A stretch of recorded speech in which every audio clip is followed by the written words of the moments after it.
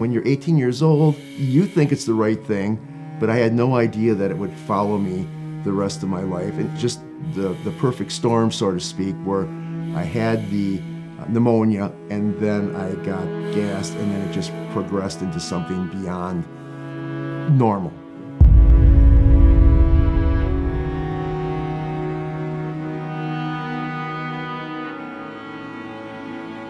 I knew from about 7 years old that I was going to be in the Army. There was no doubt in my mind. I came from a military family. I remember hearing the stories, and people that just knew our family would say, your dad was a real hero. And he was a World War II, he was a gunner in the B-17. And he was shot. It was in his flak hat that it got stuck, but it was a close call. And you've seen a lot of his friends perish and things. He's not just a World War II vet, he's a World War II guy that's seen some stuff. This is kind of like before I went in, kind of who I was.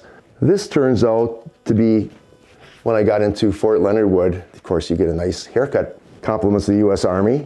And this would have been when I was a E2, a private, around December of 1973. So you're in the United States Army, and I'm 18 years old. Pretty much you learn that whatever you're told to do, that's what you do. And it's for the purpose of training. As a young soldier, you're pretty much theirs. And you know that. There's no escape, there's no going home to mom, there's none of that stuff. The gassing was just part of the thing that they did back then. It wasn't anything that I looked at negatively. I looked at it, this is part of the training. I'm gonna need this if I do end up in Vietnam. The gas chamber was like a barn, and you would go in there with your platoon, and you would lock the door behind you, and then you would be able to experience being gassed. Sometimes in these chambers where they locked us in, the guys would be throwing up, and as soon as they got out the door, they'd be just gasping for air. Got pneumonia from when we went out in the field in Leonardwood, Missouri. It's hot, it's humid, and I'm there in summertime, which is the worst. And it rained pretty much every day. So that got the pneumonia started, and then it was just a matter of the pneumonia compared with the gas, and then it compiled, so to speak, and then I had walking pneumonia, which they checked. Then I got full-blown pneumonia and had to be hospitalized. I used to stand in a long chow line, and this was one of those cases where I was just behind the guy that grabbed the eggs, and one of them ordered over easy and one ordered scramble, and the guy grabbed the scrambled eggs that came through, so he basically cut in line, and that's when the other guy stuck him with a fork in the back of the neck, and he was killed. When you see things like that, it's a real crude eye-opener to what humanity can be, and that definitely did affect me. I came from a place, Oshkosh, which was pretty a basic, normal town, and so I didn't see that type of activity, and I was a little bit taken back by that. I started looking at people a little bit different than I did before I went in. And then I got into police work, and I investigated crimes against children and crimes committed by children. I was astounded by the victimization of, especially with sexual assault, that was pretty much running rampant, and I got involved in some pretty dismal situations, to say the very least. It changes how you look at people. You have a perspective of humanity, its darkest side. And so I guess I have all this stuff kind of combined, and I think that did have an effect on why I feel trapped sometimes.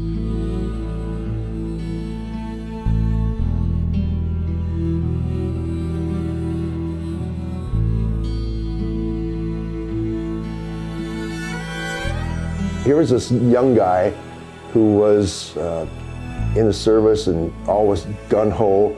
And then I went in the police department for 25 years and on the SWAT team for 22 of those years.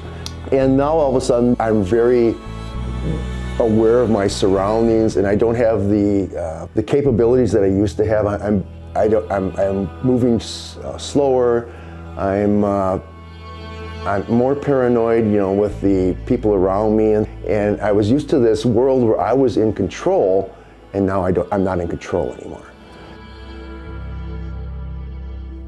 I saw a social worker, and she said, well, I know of a program, and you would be a perfect candidate for that program. And so that's kind of where we got, and that's where she mentioned Custom Canines in Madison. I applied for the dog, the service dog, back in September of 2017.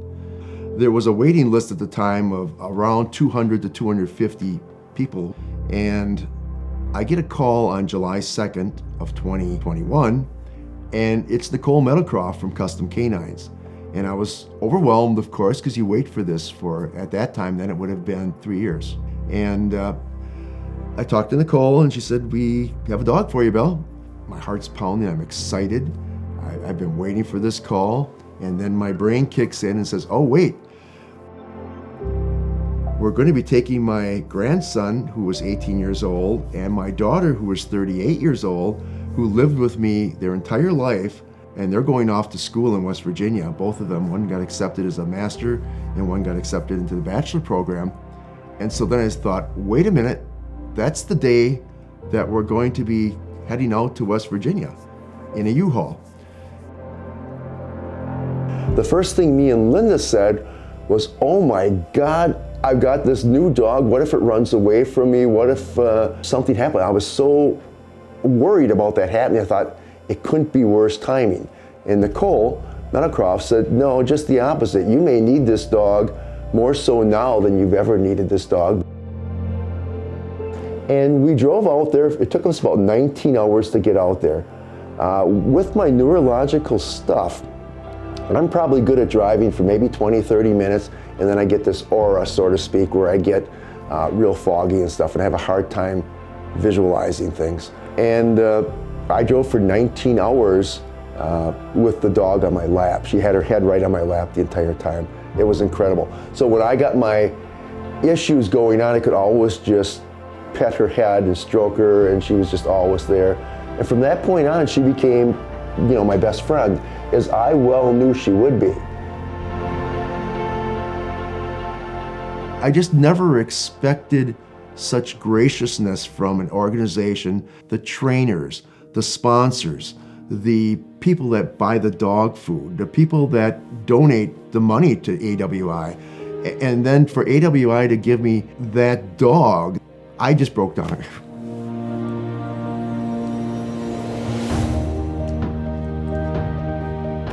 It was overwhelming. To this day, I can't believe people do that. I'm sorry. It's a slice of good pie. You know what I mean? And when you're seeing a lot of bad pie or whatever, spoiled pie, so when you get a slice of good pie, it's just like, wow, just wow. It's hard for me sometimes, being the ex-police officer, to realize there's that much goodness in people's hearts. So when you donate to programs like American Warrior Initiative or Custom Canines, where we got the dog, you're doing much more than just donating some money. You're changing a life.